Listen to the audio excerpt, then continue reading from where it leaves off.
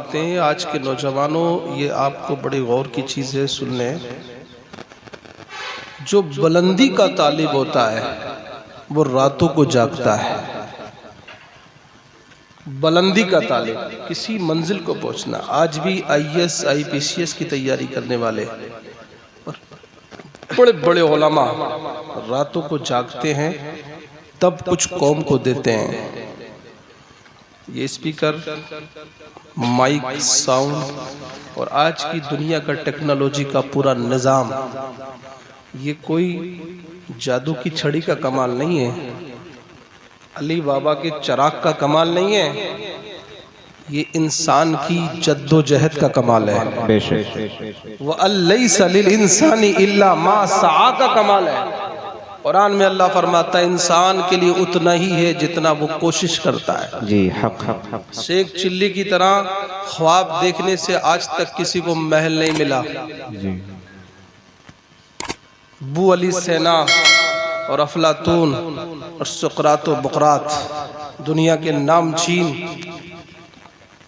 नामचीन ये वो लोग हुए हैं जिन्होंने दुनिया को साइंस टेक्नोलॉजी दी है।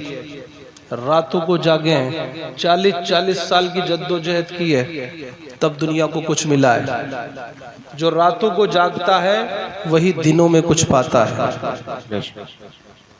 गौसे आजम ने 40 साल तक अल्लाह की ऐसे इबादत की है कि इशा के वुजू से फजर की नमाज पढ़ी, एक रकत में कुरान मुकम्मल किया है। तब अल्लाह ने इतना बड़ा इनाम दिया है कि आज पूरी दुनिया में उन्हें गौसे आजम कहा जाता है। अब इतनी बात समझाने के बाद एक आसान भाषा में जो अपने यहाँ बोली जाती है उसमें समझा दूं कि रंग लाती है हिना पत्थर पे पिस जाने के बाद।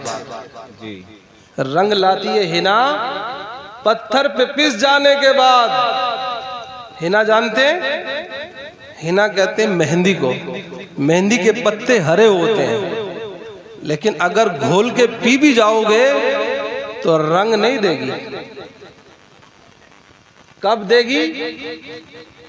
जब उसको पीसा जाएगा, रगड़ा जाएगा, जद्दोजहद से गुजरेगी, तब जाके रंग देगी। यही इंसान की जिंदगी का काम है। अगर इस तरह से मेहनत करोगे तो पाओगे। अल्लाह ने इस दुनिया को पूरा निज़ाम कायनात को असबाब पर महदूद रखा है। इसलिए मुसलमानों, रोना पीटना बंद करो कि इनकी वजह से ऐसा हो रहा है, उसकी वजह से ऐसा हो रहा है, हुकूमत की वजह से ऐसा हो रहा है। नहीं, आज की हुकूमत से भी ज्यादा सख्त हुकूमतों का सामना हमारे बुजुर्गों ने किया है। चंगेज खां का दौर हमने देखा है, मंगोलों का दौर हमने देखा है। 16 लाख बगदाद के अंदर मुसलमानों की गर्दनें काटकर मनारे बनाए थे मंगोलों ने। लेकिन अल्लाह तबारक व तआला ने फिर ऐसे लोग दुनिया में पैदा फरमाए जिन्होंने रातों की जद्दोजहद करके मंगोलों को कलमा पढ़ा करके मुसलमान कर दिया। सुभान अल्लाह, सुभान अल्लाह। मेहनतों से कुछ मिलता है। मैं जो बातें कहने की कोशिश करूंगा वो आपको एक फिक्र की बात होगी। आप सुनेंगे तो आपको सोचना होगा कि सामने वाले ने जो बातें की हैं मेरी कामयाबी इनमें है। खाली जोश व जज्बात की बात कह करके मैं आपको नहीं छोड़ के जाऊंगा। आपको एक फिक्र देना है कि हमें क्या करना है। सबक वही अच्छा है जो समझ में आए, बात वही बेहतर है जो काम आए। याद रखें। तो आइए मैं अपनी बात को आगे बढ़ाने से पहले अल्लामा सखावी के इस कौल को आपके सामने पेश करता हूं, जो वो कहते हैं अलामतु अहले सुन्ना कसरतुस सलात अला नबी। अहले सुन्नत व जमात की पहचान ये है, अहले सुन्नत व जमात की पहचान ये है कि वो अपने नबी पर कसरत से दुरूद पढ़ते हैं। सुभान अल्लाह, सुभान अल्लाह। तो आगे से पीछे तक बावज़े बुलंद, और वो दो मेरे भाई जो बिल्कुल पेड़ के नीचे बैठे हैं, अकेले बैठे हैं। मेरा दीन तो कहता है इत्तबियुस सवादल आज़म, बड़ी जमात की पैरवी करो, अलग ना बैठो, मिल के बैठो। आओ मेरे भाई आगे बढ़ करके आओ और पढ़ो बावज़े बुलंद अल्लाहुम्मा सल्ली अला सय्यदिना व मौलाना मुहम्मद मुहम्मद बारिक वसल्लिम सलातन व सलामन अलैका या रसूल अल्लाह सल्लल्लाहु अलैहि वसल्लम। सलाम किस पे भेज रहे हैं? किसी नेता को सलाम हम नहीं ठोकते, होगा अपने घर का, होगा अपनी पार्टी का, होगा किसी लेवल का। हम जो सलाम भेजते हैं हम उस पे भेजते हैं जिस पे खुदा भेजता है। बेशक हम उसको सलाम भेज रहे हैं जिसको खुदा भेजता है। और उसने तो ये गारंटी दी है कि दुनिया में जो मुझ पर सबसे ज्यादा दुरूद पढ़ता होगा क़यामत में सबसे ज्यादा मेरे वो करीब होगा। सुभान अल्लाह। कोई ये कह सकता है मौलाना ये सलाम तो सिर्फ एक फिरके की पहचान है? नहीं मेरे भाई, सलाम तो कुरान की पहचान है। 22वां पारा कुरान में एक सरी आयत करीमा है। अल्लाह रब्बुल इज्जत इरशाद फरमाता है इन्नल्लाह व मलाइकतहू युसल्लूना अलन नबी। कौन? अल्लाह। अल्लाह से बड़ा कोई नहीं है जी। अल्लाह से बड़ा कोई नहीं है, ना हुआ ना होगा। इन्नल्लाह व मलाइकतहू युसल्लूना अलन नबी। बेशक अल्लाह और उसके फरिश्ते नबी पर दुरूद भेजते हैं। या अय्युहल्लज़ीना आमनू सल्लू अलैहि व सल्लिमू तस्लीमा। ऐ ईमान वालो, नबी पर दुरूद भेजो और सलाम भेजो। नबी पर दुरूद भेजो और सलाम भेजो। दुरूद और सलाम कुरान कह रहा है और इसमें बरकतें भी हैं, रहमतें भी हैं। परेशानियों को दूर करने वाला होता है सलाम। हुजूर अलैहिस्सलातु वस्सलाम ने फरमाया अफ़शु सलाम, सलाम को आम करो, क्योंकि सलाम सलामती लेकर के आता है जी। दुरूद और सलाम की बरकत तो इतनी है।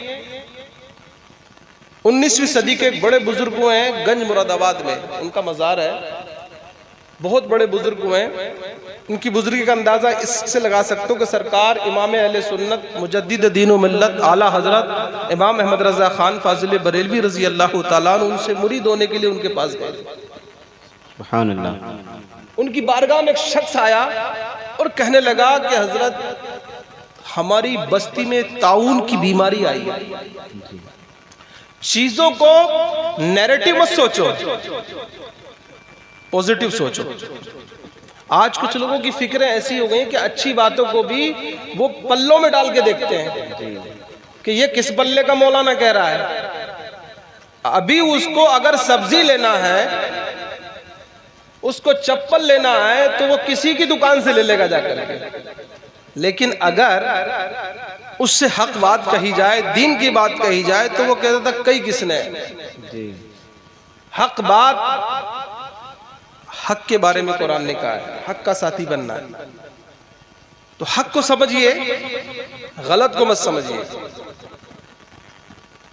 वो शख्स हजरत मौलाना फजल रहमान गंज मुरादाबादी रहमतुल्लाह अलैह की बारगाह में गया और कहने लगा हजरत हमारे यहाँ ताउन की बीमारी आई हुई है, पूरा गांव बीमारी मुब्तला है, अक्सर लोग मर चुके हैं, मैं डरता हूँ मेरे घर में ये बीमारी ना आ जाए, मैं क्या करूँ। तो उन्होंने कहा कि तू जा, वो क्योंकि कम लेवल का पढ़ा लिखा आदमी था, ये याद रखे जैसा इंसान हो उसके मेयार की बात रखना चाहिए। तो उन्होंने कहा कि तू जा और अपने घर में या नबी सलाम अलैक पढ़ा कर, इसकी बरकत से तेरे घर में इंशाअल्लाह बला नहीं आएगी, ताउन जैसी वबा नहीं आएगी। और इसी का नतीजा हुआ कि वो यही पढ़ता रहा और अल्लाह ताला ने उसके पूरे घर को बीमारी से महफूज कर दिया। सुभान अल्लाह, सुभान अल्लाह। अकीदा मजबूत था उसका, जी, जी, जी। नबी पर दुरूद व सलाम था, उसकी बरकत से अल्लाह ताला ने उसे महफूज कर दिया। बात तो छोटी सी है, ये याद रखें, अगर अकीदा अच्छा नहीं है तो फिर आप चाहे कुछ भी पढ़ते रहो कोई फायदा नहीं देगा। और अकीदा दुरुस्त है तो आप छोटी सी आयत भी पढ़ लोगे तो अल्लाह ताला उसकी बरकतों से सारे मसले हल फरमा देगा। बात समझ रहे हैं? तो ये चीज भी जहन नशीन कर लें कि ये कुरान करीम में अल्लाह ने फरमा दिया है, ऐ ईमान वालों नबी पर दुरूद भेजो और सलाम भेजो। तो एक बार और दुरूद पाक पढ़ लें, अल्लाहुम्मा सल्ली अला सय्यदीना मौलाना मुहम्मदिन बारिक वसल्लिम सलातन व सलामन अलैका या रसूल अल्लाह सल्लल्लाहु तआला अलैहि वसल्लम। एक शायर ने बड़े अच्छे अंदाज में कुछ अशार कहे हैं, मैं ताकि आप लोग थोड़े से ताज़ा हो जाएं, अशार सुना रहा हूँ और उसमें एक पैगाम भी है। उसने कहा है कि मोहब्बत को नफरत से बदला नहीं जाता, मोहब्बत को नफरत से बदला नहीं जाता, खुशबू को गुलिस्तां से निकाला नहीं, मोहब्बत को नफरत से बदला नहीं जाता, खुशबू को गुलिस्तां से निकाला नहीं जाता।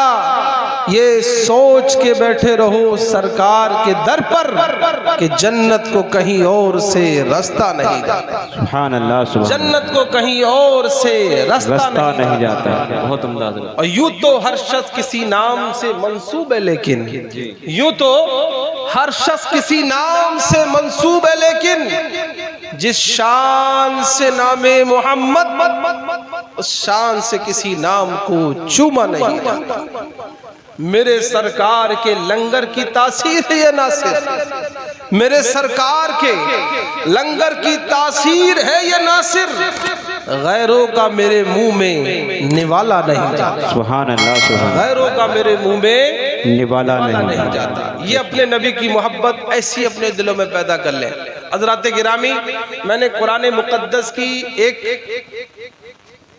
अहम आयत मुबारक आपके सामने तिलावत की है। अल्लाह फरमाता है, खबरदार अल्लाह के औलिया वो हैं जिन पर ना कोई खौफ है ना कोई रंज, ला खौफुन अलैहिम वला हुम यहज़नून अल्लज़ीना आमनू व कानू यत्तकून, जो ईमान लाए और तक़वे वाले, लहुमुल बुशरा फिल हयाति दुनिया व फिल आखिरा, इन्हीं लोगों के लिए दुनिया में भी खुशखबरी है और आखिरत में भी खुशखबरी है।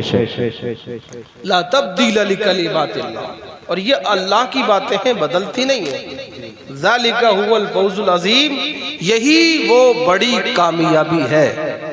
अब मैंने इस जमात का जिक्र किया आपके सामने।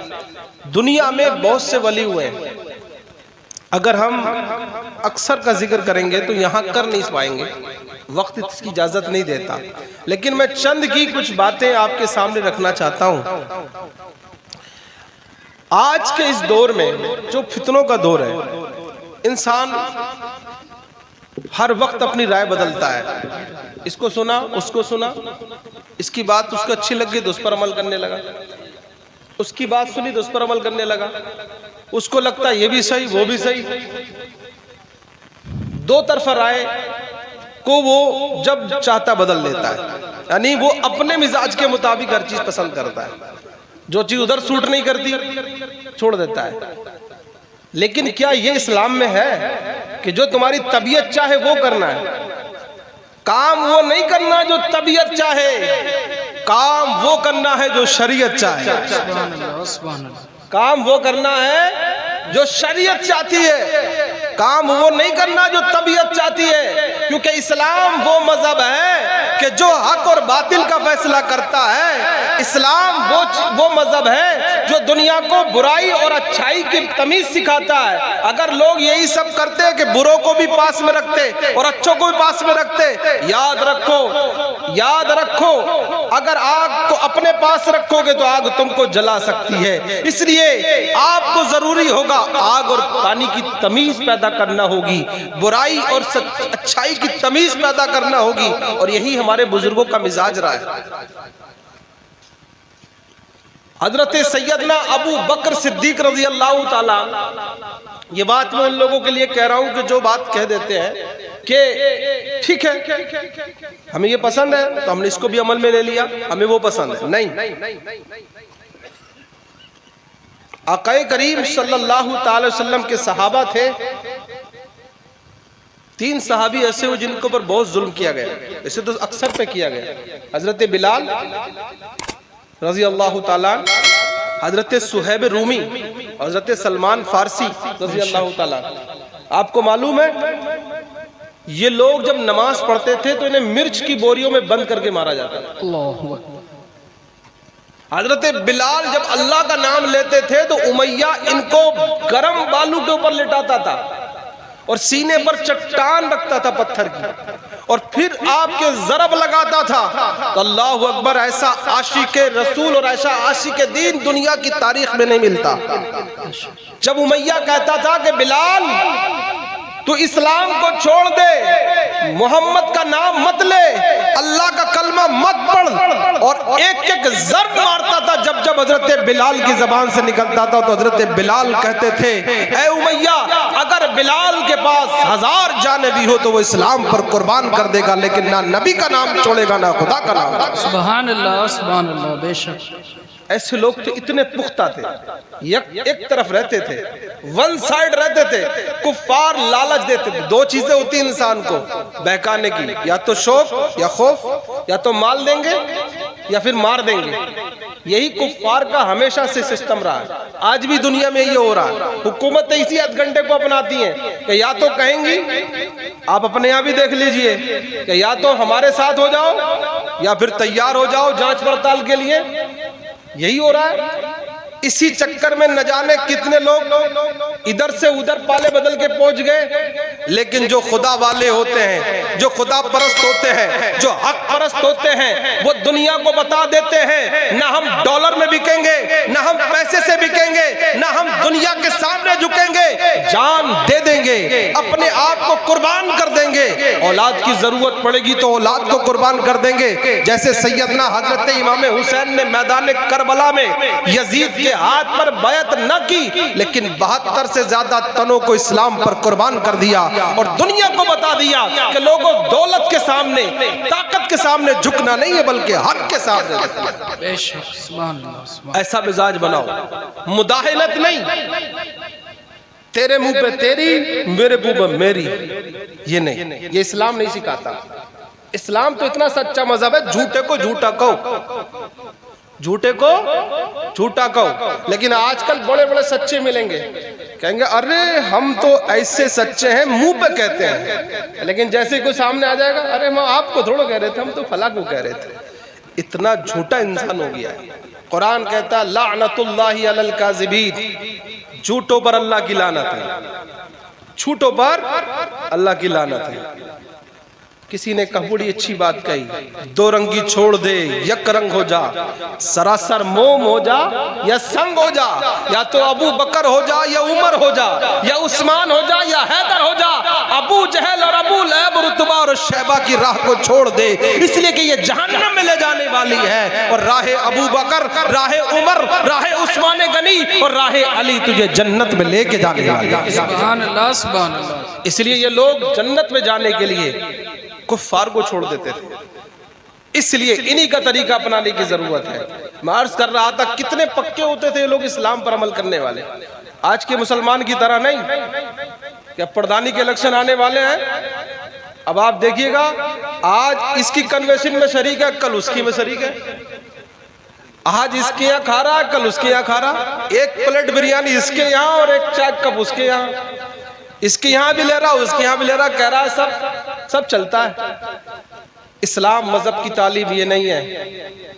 इस्लाम मजहब की तालीम ये नहीं है।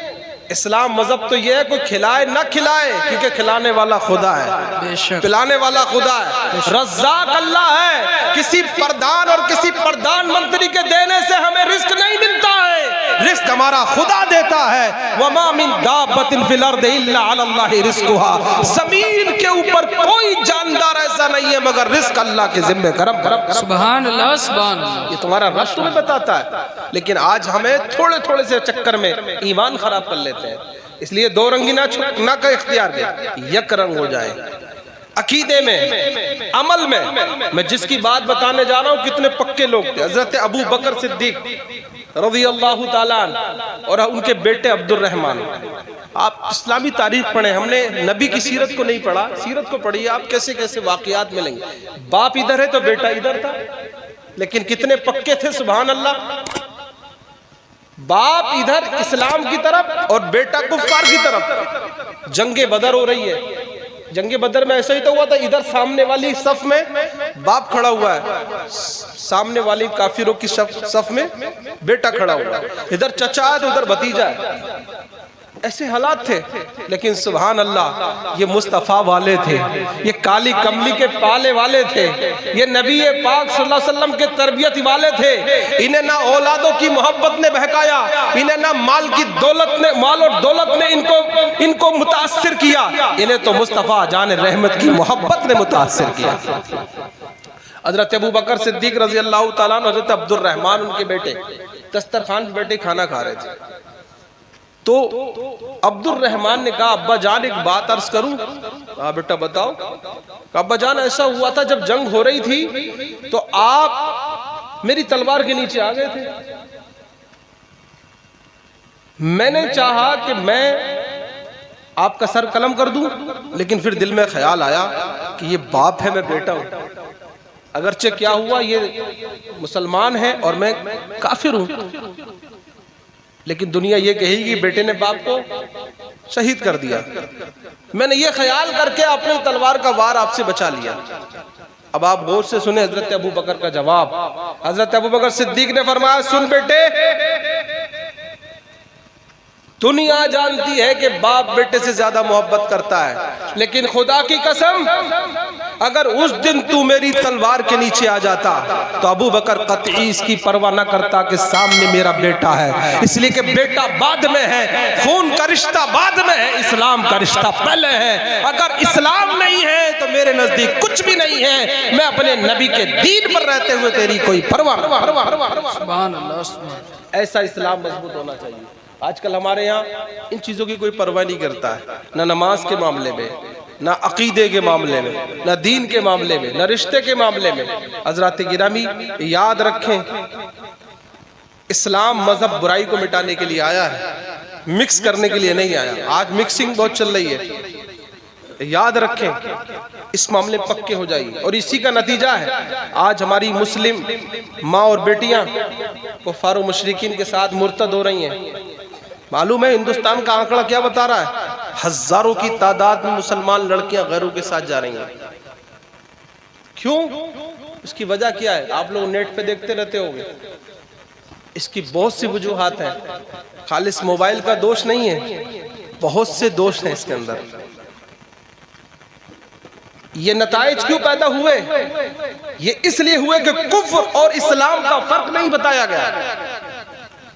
ये इसलिए चीजें पैदा हुई कि हमने इस्लाम का जो हक था वो अपनी औलादों को नहीं दिया। हमने अंग्रेजी पढ़ाने के लिए, स्कूलों में पढ़ाने के लिए, दुनिया के कामों के लिए तो अपनी औलादों को बहुत कुछ सिखाया, लेकिन हमने अपने बच्चों को दीन नहीं सिखाया। यही वजह है कि उनको लगता ही नहीं, वो कहते हैं इस्लाम मजहब जो है वो सेकेंडरी चीज है और लाइफ जो है वो फर्स्ट है, प्रीमियम है। इस नतीजे की वजह से लोगों इस्लाम को तेजी से छोड़ा जा रहा है, और ये इसी वजह से क्योंकि लोग फर्क नहीं कर पाए।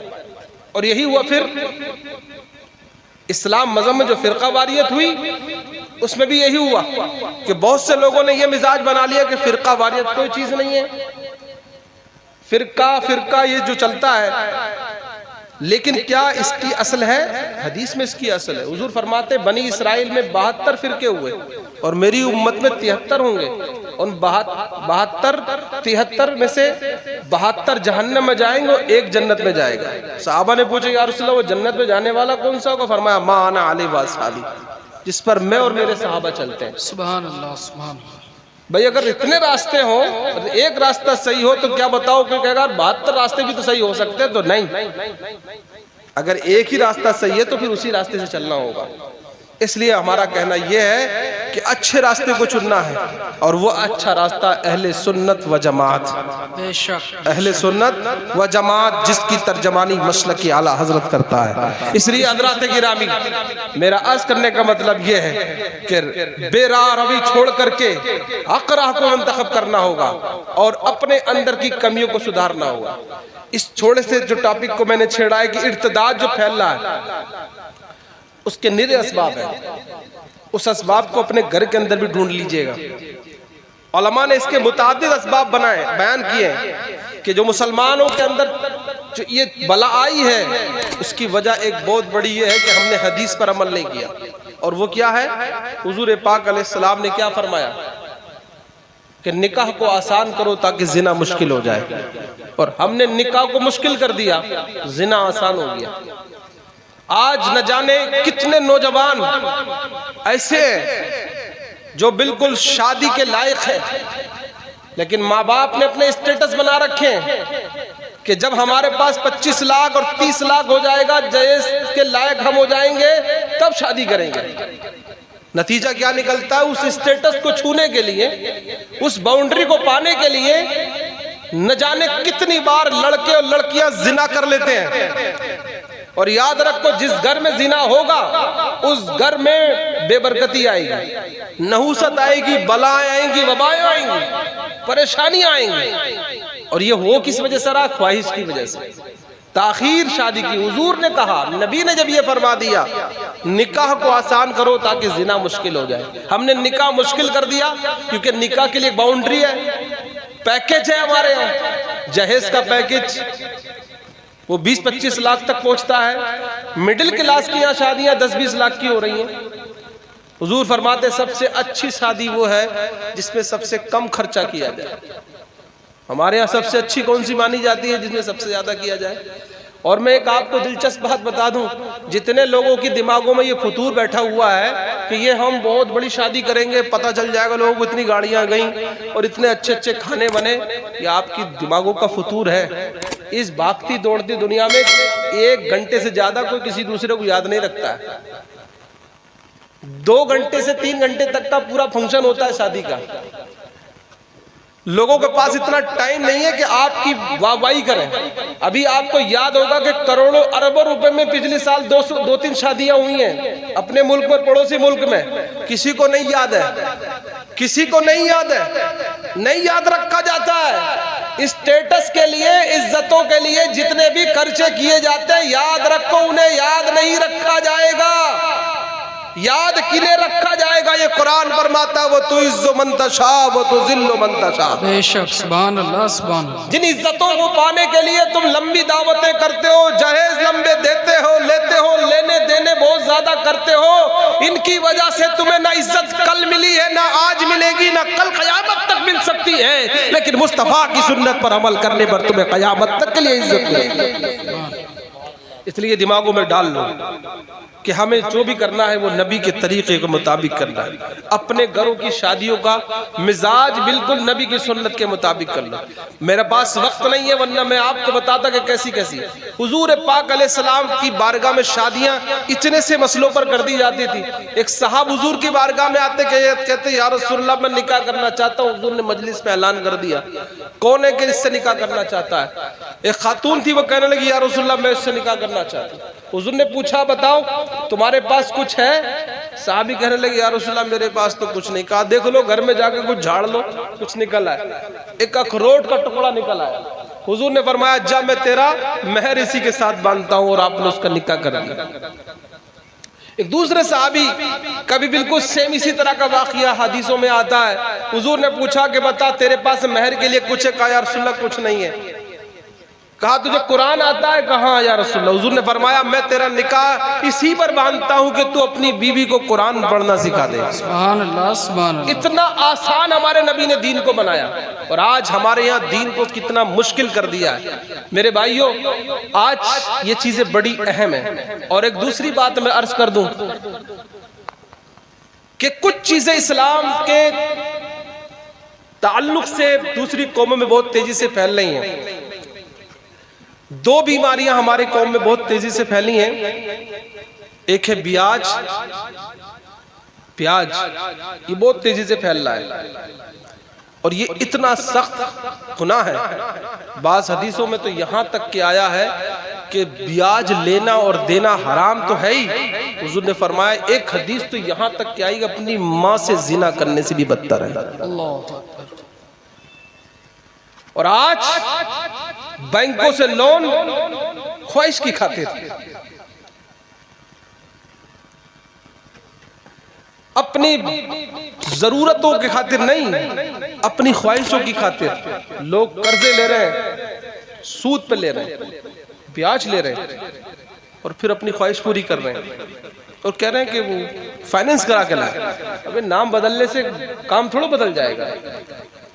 ये बुराई इतनी तेजी से फैल रही मुसलमानों में कि कोई शख्स अब बचने वाला नहीं। याद रखें, ब्याज खाने वालों के, हराम खाने वालों की दुआएं कबूल नहीं होती। हदीस शरीफ में आता है क्योंकि ये हराम है। अब आप कहते दुआ कबूल नहीं होती, अरे दुआ तो इतनी जल्दी कबूल होती है। कुरान फरमाता उदूनी अस्तजिब लकुम, अल्लाह फरमाता है मांगो मुझसे, मैं तुम्हारी दुआ कबूल करूंगा। लेकिन आप मांगते भी नहीं पहली बात तो अल्लाह से, और मांग रहे तो हदीस में आता है दुआ उस शख्स की कबूल नहीं होती जिसके पेट में हराम होता है। क्योंकि आज हमारे माश जो है, कारोबार जो है, वो हम उसकी परवाह नहीं करते कि ये हलाल है कि हराम है। इमाम मोहम्मद रहमतुल्लाह ताला अलैह से किसी ने कहा था कि हजरत बहुत सी किताबें लिखी हैं, आपने कोई किताब सीरत पे नहीं लिखी। फरमाते सन्नफ तो किताबुल बुयू, फरमाते मैंने एक किताब लिखी है जो हलाल और हराम पर है। अगर इंसान हलाल और हराम के मुताबिक अपनी जिंदगी गुजार दे तो वो दुनिया से बाकमाल और कामयाब इंसान होकर के जाएगा। आज हलाल और हराम की तमीज हमारी कौम से उठ रही है, तो ब्याज भी बड़ी तेजी से फैल रहा है। और इसका रीजन क्या हुआ? मुसलमानों ने एक बहुत अच्छी चीज थी जो मुसलमानों में चली आ रही थी, वो खत्म हो गई। वो थी कर्जे हसन और कर्ज। आप बात पढ़िए, उलमा से ये तशरीफ फरमाए, इनसे पूछिए। बाज़ाब्ता तौर पर कर्ज का इस्लाम में इस अहादीस मुबारका में पूरा एक बाब है। कर्ज देने वाले की भी फजीलत आई है और कर्ज में छूट देने पर तो जन्नत की बिशारत आई है। सुभान अल्लाह, सुभान अल्लाह। हमारे इमाम आज़म अबू हनीफा रहमतुल्लाह अलैह लोगों को कर्ज दिया करते थे। बात समझ रहे? मैं इसका मतलब ये नहीं है कि कोई ये समझे कि मौलाना साहब कर्ज देने की वकालत कर रहे हैं, नहीं। मैं ये बताना चाहता हूं कि जो बुराई आ रही है उसका रीजन क्या है। याद रख के जब हमारी कौम से कर्ज हसन खत्म हुआ तो ब्याज ने जगह ले ली, निकाह में देरी हुई तो जिना ने जगह ले ली। ये चीजें वो हैं कि जिनकी वजह से बुराई पैदा हो रही है। निकाह में देरी हुई तो जिना आया, कर्ज खत्म हुआ तो ब्याज आया, क्योंकि ये दुनिया की इंसानी जरूरत है। अगर इनको टाइम से पूरा नहीं किया जाएगा तो कौम के अंदर ये बलाएं आ जाएंगी। और यही नतीजा है कि आज पूरी कौम मिलकर के दुआ मांग रही है अमेरिका के लिए, बद्दुआ कर रही है, लेकिन कबूली नहीं हो रही है। ये तो मशीयत इलाही के तकाजे हैं। लेकिन ये भी एक बात है, वरना क्या बात थी कि ख्वाजा हिंद ने एक बार कहा था कि बादशाह के ऊंट बैठ जाए तो उठे नहीं थे।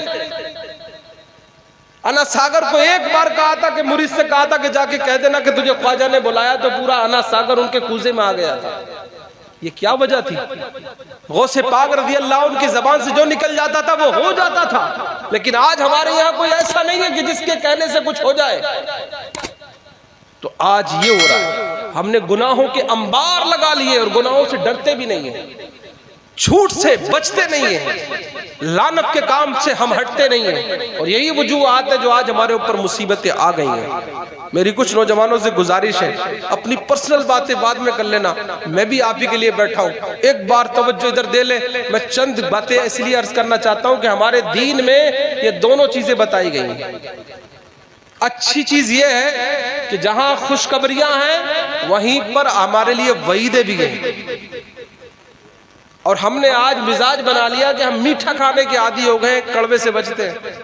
और ये उलमा अभी आपको अच्छी अच्छी बातें बताएंगे, यानी इस तरह की अच्छी बातें कि ये कह दोगे तो सुभान अल्लाह कहने जन्नत मिल जाएगी। लेकिन यही उलमा अगर आपको बता दें कि ये गुनाह करोगे तो जहन्नम मिलेगी, तो अब आपका दिल नहीं लगेगा। लेकिन हमारा मिजाज ये है, डॉक्टर वो होता है जो मरीज की तबीयत नहीं देखता बल्कि मरीज की सेहत देखता है। वो क्या चाहता है, ये नहीं कि उसको मीठी दवा खिलाए, अगर कड़वी की जरूरत है तो कड़वी भी खिलाए, क्योंकि इलाज करना मकसूद है, उसको सही करना मकसद है। हम ये नहीं देखेंगे कि आप मेरी तकरीर सुनने के बाद आप ये देखें कि खालिद मौलाना साहब ने हमें ये बातें बताई कि ये कह दो तो सुभान अल्लाह कहने से ये हो जाएगा, और हम किसी गुनाह पर तवज्जो ना दिलाएं। मैं आपको ये बता के जाना चाहता हूं कि अगर आपके अंदर ये गुनाह की आदतें हैं तो आप अपने आप के बारे में गौर करना शुरू कर दें। अल्लाह तबारक व तआला ऐसे बड़े गुनाह करने वालों को पसंद नहीं करता है, चाहे मैं हूं चाहे आप हो। गुनाहों से जब तक तौबा नहीं करेंगे तब तक के आप ये याद रखें, जब तक इंसान गुनाहों से तौबा नहीं करता अल्लाह की बारगाह में मकबूल नहीं बनता।